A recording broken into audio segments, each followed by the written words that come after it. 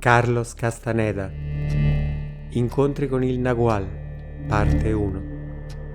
La coscienza della morte e l'esercizio di mezzanotte. Armando Torres.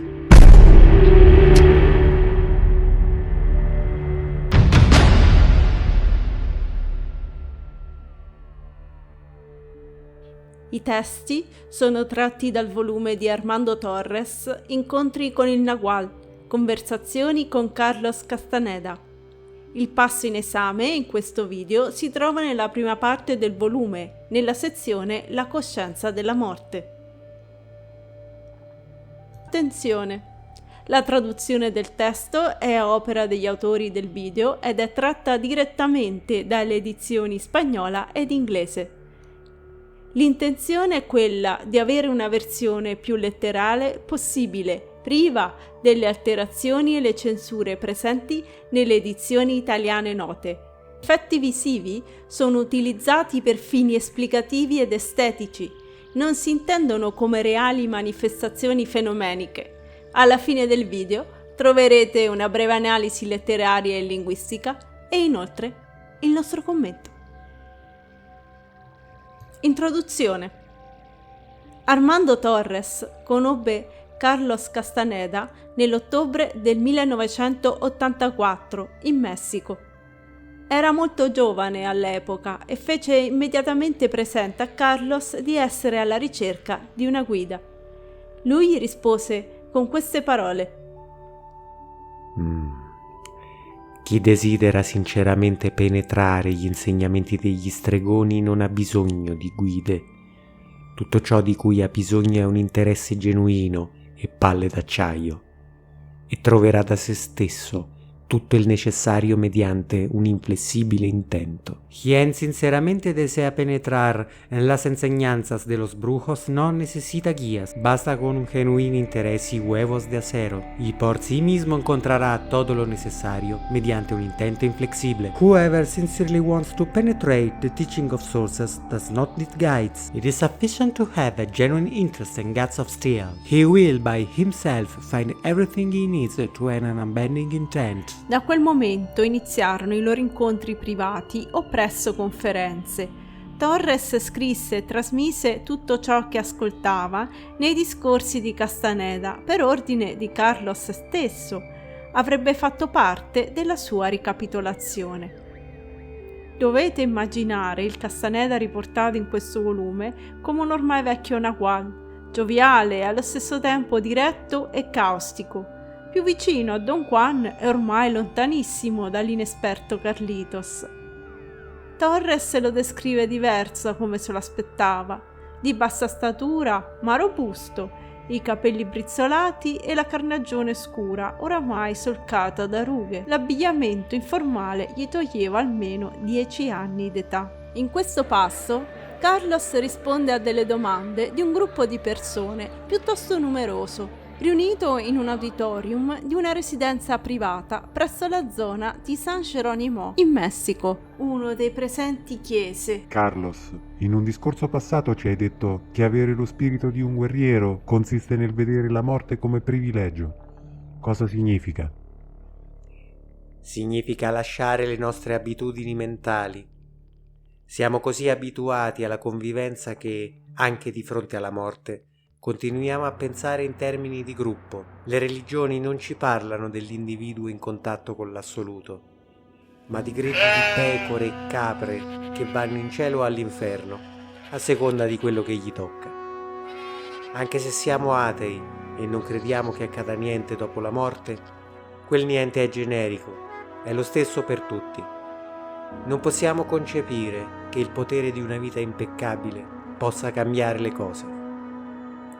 Con tale ignoranza è normale che l'uomo comune sia terrorizzato dalla sua fine e cerchi di scongiurarla con le preghiere e le medicine o stordendosi con il rumore del mondo.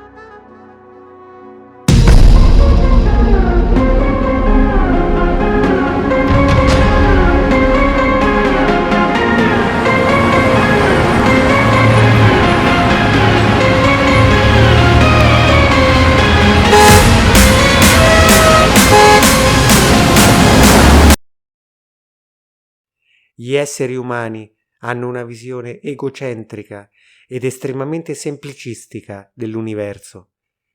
Non ci fermiamo mai a considerare il nostro destino di essere transitori, tuttavia l'ossessione per il futuro ci tradisce. Non importa la sincerità o il cinismo delle nostre convinzioni, nel profondo sappiamo tutti cosa succederà. Ecco perché lasciamo dei segni, costruiamo piramidi, grattacieli, facciamo figli, scriviamo libri o, almeno, disegniamo le nostre iniziali sulla corteccia di un albero. Dietro questo impulso subconscio c'è la paura ancestrale, la silenziosa convinzione della morte. Ma c'è un gruppo umano che è riuscito ad affrontare quella paura. A differenza dell'uomo comune, gli stregoni sono desiderosi di qualsiasi situazione li conduca oltre l'interpretazione sociale. Quale occasione migliore della propria estinzione? Grazie alle loro frequenti incursioni nell'ignoto, sanno che la morte non è naturale, è magica. Le cose naturali sono soggette a leggi, la morte no. Morire è sempre un evento personale e solo per questa ragione è un atto di potere.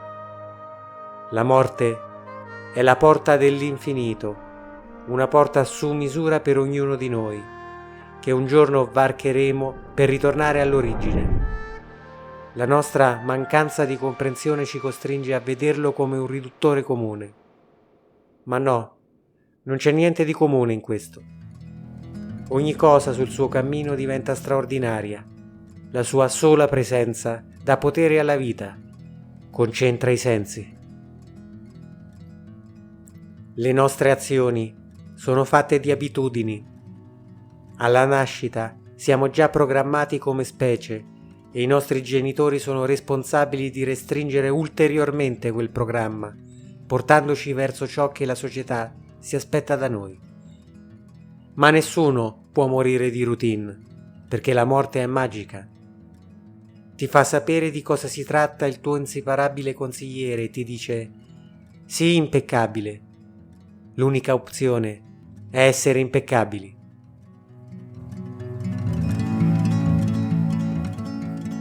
Una ragazza che partecipava all'incontro, visibilmente emozionata dalle sue parole, commentò che la presenza ossessiva della morte nei suoi insegnamenti fosse un dettaglio che contribuiva a renderli oscuri.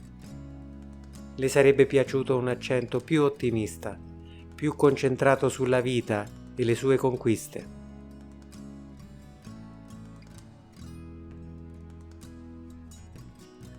Ah, corazon de melon. Ah, cuore tenero. Nelle tue parole c'è una mancanza di esperienza profonda della vita. Gli stregoni non sono negativi, non cercano la fine. Però essi sanno che ciò che dà valore alla vita è avere un obiettivo per cui morire. Il futuro è imprevedibile e inevitabile. Un giorno non sarai più qui, quindi te ne andrai. Lo sai che probabilmente l'albero della tua bara è già stato abbattuto?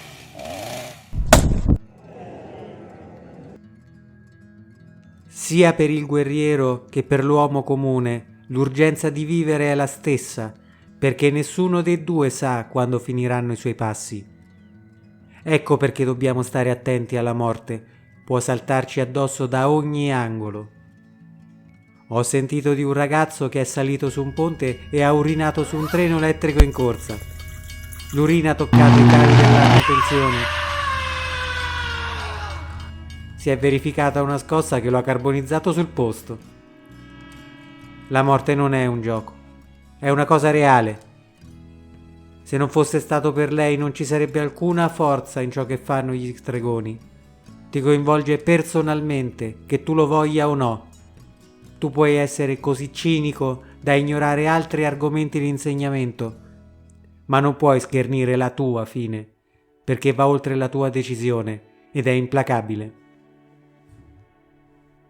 Il carro del destino ci prenderà tutti allo stesso modo, ma ci sono due tipi di viaggiatori: i guerrieri che possono andarsene con la loro integrità perché hanno perfezionato ogni dettaglio della loro vita, e le persone comuni con esistenze noiose, senza creatività, la cui unica speranza è la ripetizione dei loro stereotipi da ora fino alla fine, persone la cui fine non troverà nessuna differenza che accada oggi o tra 30 anni. Tutti noi siamo lì, aspettando sul binario dell'eternità, ma non tutti lo sappiamo. La coscienza della morte è un'arte maggiore. Quando un guerriero mette in scacco la sua routine, quando non gli importa più di essere accompagnato o essere solo perché ha sentito il sussurro silenzioso dello spirito, allora si può dire che veramente è morto. Da lì anche le cose più semplici della vita diventano per lui straordinarie. Per questo uno stregone impara a vivere di nuovo. Assapora ogni momento come se fosse l'ultimo. Non si consuma nel sentirsi insoddisfatto e non butta via energia. Non aspetta di invecchiare per riflettere sui misteri del mondo. Avanza, esplora, incontra e si meraviglia. Se volete fare spazio all'ignoto, lasciate passare l'idea della vostra estinzione personale. Accettate il vostro destino come il fatto inevitabile che è. Purificate quella sensazione, rendendovi responsabile per l'incredibile evento di essere vivi. Non implorate la morte. Lei non è condiscendente con coloro che la rifiutano. Invocatela, consapevoli di essere venuti in questo mondo per conoscerla. Sfidatela, pur sapendo che, qualunque cosa facciamo, non abbiamo la minima possibilità di sconfiggerla. Ella è tanto gentile con il guerriero, come è spietata con l'uomo comune. Dopo questo discorso, Carlos ci regalò un esercizio. Si tratta di fare l'inventario dei tuoi cari, tutti coloro che hanno a che fare con te. Una volta che li avete classificati secondo il grado dei sentimenti che avete per loro, li prenderete uno per uno e li farete passare attraverso la morte. Notai un mormorio di costernazione che scosse gli ascoltatori. Con un gesto rassicurante, Carlos aggiunse: non spaventatevi. La morte non ha nulla di macabro. Il macabro è che non possiamo affrontarla con deliberazione. Dovete eseguire l'esercizio a mezzanotte, quando la fissità del nostro punto d'encaje si muove e siamo disposti a credere nei fantasmi. È molto semplice. Evocherete i vostri cari attraverso la loro fine inevitabile. Non pensate a come o quando andranno a morire. Semplicemente basta essere consapevoli che alcuni un giorno non ci saranno più. Uno per uno se ne andranno, sa Dio in che ordine, e non importa cosa farete per evitarlo. Evocandoli in questo modo non farete loro alcun danno, al contrario. Essi saranno collocati nella loro prospettiva appropriata. Il punto focale della morte è prodigioso, ripristina i veri valori della vita. Il video non è terminato. Segue il nostro commento. Salve guerrieri, sono Marisha della pagina Facebook Carlos Castaneda Naguales. Prima di iniziare, una curiosità. Per rappresentare la morte ho utilizzato un'immagine che avete visto scorrere più volte in questo video e in altri precedenti. Si tratta di una scultura rappresentante Mictlantecutli, il dio della morte nella mitologia e nella religione azteca. La festa famosissima del Día de Muertos, che si svolge attualmente ogni anno in Messico, infatti ha delle radici profonde e complesse. Risale all'epoca preispanica e ha origini nel culto di questa divinità. Questo è il primo video che inaugura una serie dedicata al volume Incontri col Nagual di Armando Torres, e a proposito di questo autore posso registrare un fatto piuttosto insolito, cioè che cercando nel web non si trovano notizie biografiche. e nemmeno all'interno dei suoi volumi. Non abbiamo data di nascita e neppure una fotografia. In un mondo digitale dove tutti noi siamo bombardati continuamente di immagini di influencer di dubbio spessore intellettivo, è da considerarsi una vera rarità. Si sa soltanto che visse a Città del Messico e che fu amico e confidente di Castaneda, oltre che il portatore prescelto della regola del Nagual dalle 3 punte. Non è possibile stabilire al momento se Torres sia ancora in vita. Noi ci siamo spiegati questa mancanza di dati con un'impeccabile cancellazione della propria storia personale, abbinato anche a un ottimo lavoro di cancellazione dell'importanza personale.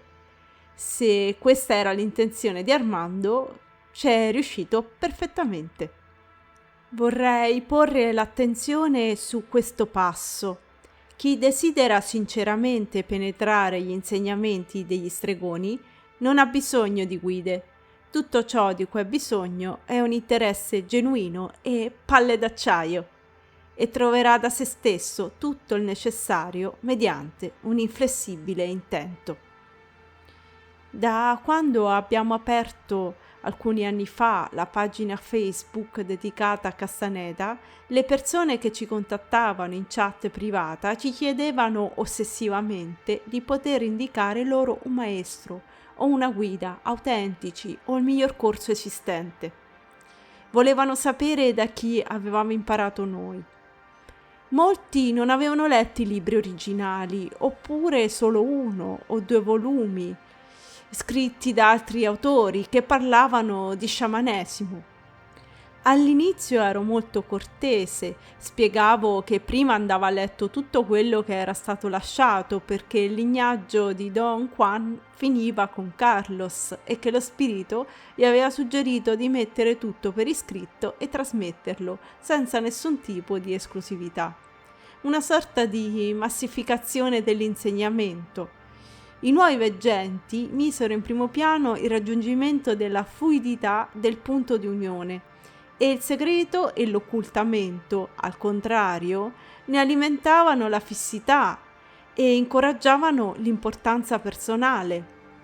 Seguendo bene i testi, dopo aver imparato le basi, si può trovare da sé il proprio percorso, senza un insegnante. Bisogna imparare a sapere accettare i vari segnali dello spirito, dell'intento, riuscire a entrare in uno stato di coscienza intensa in modo da trovare le soluzioni ai propri problemi ed accedere alle informazioni necessarie. Nei volumi di Torres, Castaneda dichiara perfino che è possibile costituire spontaneamente un proprio gruppo per tentare il salto. Attenzione, questo non vuol dire che siete autorizzati a uscire di testa. Dovete diventare uomini di conoscenza prima di tutto, prima di coinvolgere altri nei vostri deliri. È per questo che ci vogliono le palle d'acciaio, perché nessuno vuole fare da sé, si cerca sempre qualcuno che lo faccia per te o che faccia la maggior parte del lavoro. Questo fu uno dei motivi per cui chiudemmo la chat privata. Si presentavano persone che appena si diceva di leggere dei libri da soli si rifiutavano, si allontanavano, ribadendo che volevano un nome di un maestro perché senza non si impara. Se non si è in grado di avere la pazienza di leggere 10 libri, come si può pretendere di arrivare ai livelli di disciplina, impeccabilità, energia, patina luminosa, eccetera, richiesti per essere uno stregone? C'è gente di 40 o 50 anni, persone più che adulte, che non vogliono nemmeno discostarsi dai genitori e dalle tradizioni familiari. Molti la trovano addirittura una richiesta impronunciabile. Come potete pretendere di cambiare le vostre routine in questo modo? I video che stiamo pubblicando pongono molta enfasi sul racconto narrato, attraverso la lettura dei dialoghi, le immagini, musiche e suoni, affinché sia più facile per lo spettatore, anche molto pigro, di entrare nelle storie. Infatti l'autore ha messo l'esperienza dell'insegnamento dentro queste narrazioni. Castaneda tenta di creare delle fratture, di scioccare lo spettatore con ironia. Pensate in questo video al ragazzo che urina dal ponte o la ragazza alla quale viene detto che l'albero per la sua bara è già stato tagliato. Trovo assolutamente sbagliato e superficiale chi cerca di estrapolare maniacalmente le tecniche senza aver assorbito l'intera esperienza della lettura integrale. Molti utenti, per la nostra esperienza, sono avidi di tecniche da imparare in fretta. Vi dico solo che queste da sole non funzioneranno o i risultati saranno temporanei se non avete solide basi. Inoltre, c'erano quelli presuntuosi che dicevano di aver studiato tutti i libri per anni e che perciò erano maturi per un maestro o una guida, o che addirittura avevano trovato qualcuno e volevano che io andassi con loro. Ma non funziona così. Castaneda dice che eventualmente un Nagual non accetta volontari e non sceglie in base alle sue preferenze, bensì, interpretando i segni, è lui stesso a trovare un eventuale apprendista. In seguito vorrei raccontare degli episodi riguardanti utenti specifici che si sono avvicinati a noi senza fare nomi, ma solo riportando qualche dialogo affinché impariate dagli errori di altri. Abbiamo deciso anche di fare un video dove condivideremo la nostra esperienza con un cosiddetto maestro avvenuta molti anni fa, ma che purtroppo, o per nostra fortuna, non si è conclusa bene. Abbiamo comunque appreso che è fondamentale non dipendere da nessuno riguardo queste materie e studiare autonomamente. Vi anticipo che questa persona, con evidenti capacità fuori dal comune, faceva parte della nostra cerchia di amicizie. Non ha mai tenuto corsi pubblici sullo sciamanesimo e simili e non lo abbiamo mai pagato. Specifico questo per farvi capire che non essendo un personaggio pubblico, anzi al contrario molto riservato, è inutile che ci chiediate come contattarlo. Se volete parlare con noi ci sono i commenti qui su YouTube o su Facebook. Come sempre non fate spam e non mischiate argomenti che avete letto altrove. Piuttosto parlate delle vostre esperienze reali che possono essere utili a voi stessi o a altri. Per quanto riguarda invece l'edizione italiana di questo volume, abbiamo finalmente una traduzione onesta e puntuale, senza alcun tipo di censura. Per esempio, huevos de acero, cioè palle d'acciaio, che nel vocabolario di spagnolo è considerato inappropriato e in alcuni contesti viene tradotto con l'avere fegato, nell'edizione italiana lo troviamo esattamente per com'è, senza inutili parafrasi. Devo ammettere tuttavia che anche qui in alcuni casi la traduzione non è accuratissima, perché per esempio continuare a usare cacciatore al posto di stalker o stalker italianizzato o acechador è abbastanza grave. Stravolge il significato di molti passi. Per questo motivo abbiamo fatto e faremo come al solito una nostra traduzione cercando di aderire il più possibile allo spagnolo e, dove non possibile, riporteremo il termine in lingua originale. La pubblicazione che abbiamo esaminato è stata curata dalla casa editrice Verdechiaro Edizioni ed è uscita nel 2008.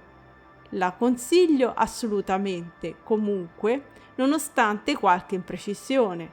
Questa lettura vi chiarirà moltissimi interrogativi. Esperienze personali. Ho scelto questo passo riguardante la coscienza della morte perché è legato a un momento di svolta della mia vita. Dopo aver terminato una mia pubblicazione che mi era costata un enorme impegno e il mio lavoro era stato in parte sfruttato da altri, decisi di prendermi una pausa e di approfondire tutta l'opera di Castaneda. Era estate ed ero all'esterno, di notte. Ho aperto questo volume di Torres e mi sono immediatamente immedesimata nella ragazza che Carlos appella Corazon de Melon. Le sue perplessità erano le mie. Ero giovane allora e con poca esperienza e non riuscivo bene a cogliere la profondità di questi insegnamenti, per esempio cosa volesse dire essere un guerriero nella vita di tutti i giorni. Quando Carlos suggerisce ai presenti di effettuare l'esercizio a mezzanotte, mi sono accorta che per me era appena scoccata e un brivido mi ha solcato la schiena.